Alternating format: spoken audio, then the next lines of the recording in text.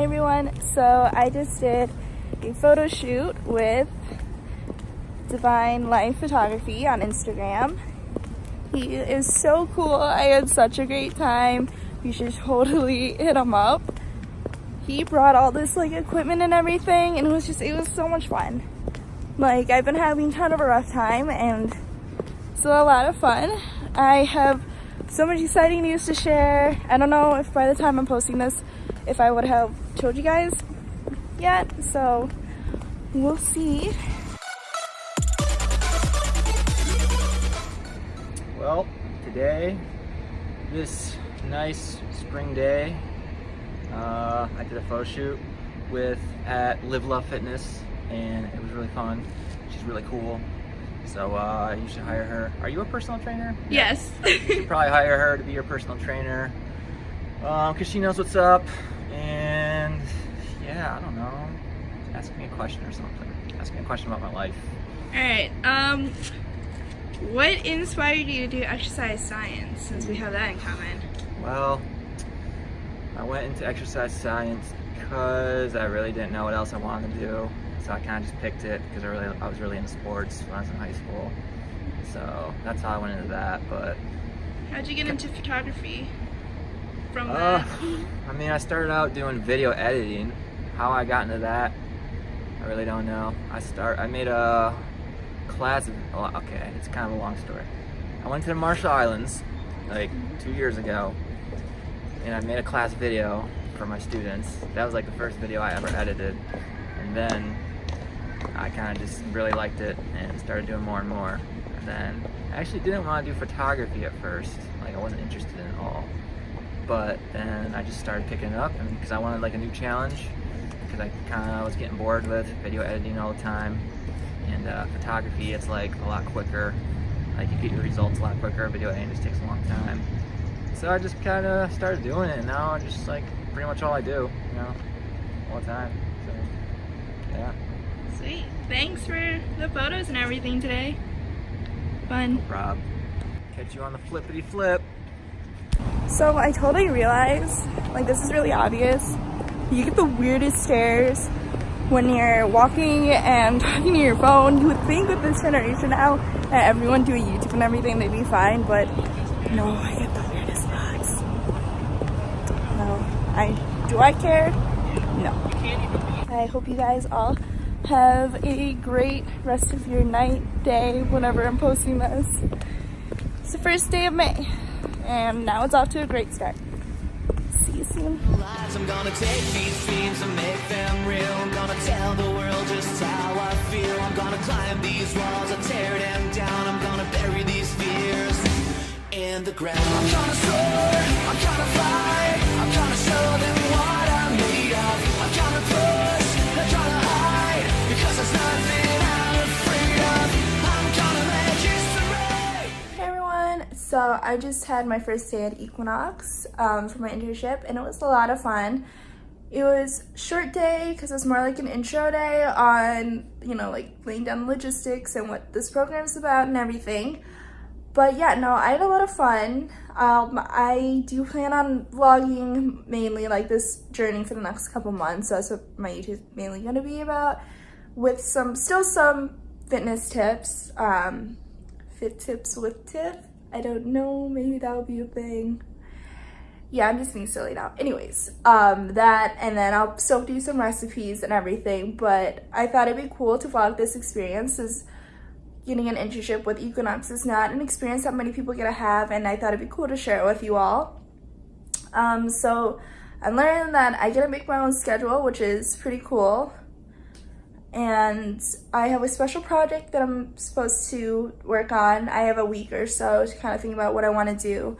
I'm thinking of kind of making a presentation on maybe how I want to grow my business and how I want to work with Equinox after, and how I'm going to do both together and everything. But yeah, so I'm going to keep this video nice and short since I don't really have much to talk about today. But yeah, I hope you guys have a great day and everything. Please excuse me looking like a mess. I came back from working out. I get to work out there too, which is awesome. I apologize that you guys will probably get more of post-workout gross tiff because I get to work out, like I said, I get to work out there. So again, I want to share like how my day went and like what I did and everything. So we'll see. Maybe I'll kind of do a overall video later and like shoot them a few days later and not look disgusting, but yeah.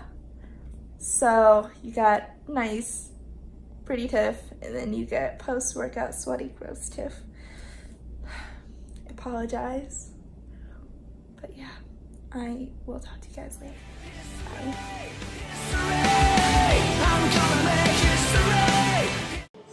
Hey everyone, so I thought I would give a little change of scenery for my talk on fitness tips, I guess fit tips with tiff, I don't know. Anyways, this is my little secret study spot that I have for when I am doing my research project for Equinox, and it's basically my like office. It's not an office, it's like where I like to hang out. But anyways, so today's topic I want to talk about is how much protein can you have in one sitting or one meal to optimize your muscle protein synthesis or muscle growth. So I've looked at multiple studies. I'm going to talk about specifically one study, and then I will tell you all like the conclusion that I found based on multiple studies on the general like range of protein you can have in one sitting. So the study that I looked at talked about or focused more on whey protein, and they had their participants take in a different amount of whey protein in different like serving sizes and different spans of like time, because the more protein they had in one sitting, like the bigger the gap was when they could have their next serving. Anyways, this study was recently published online in February 2018 on PubMed. So what they found was, I'm just going to summarize and do the two main, I guess, studies, or the findings.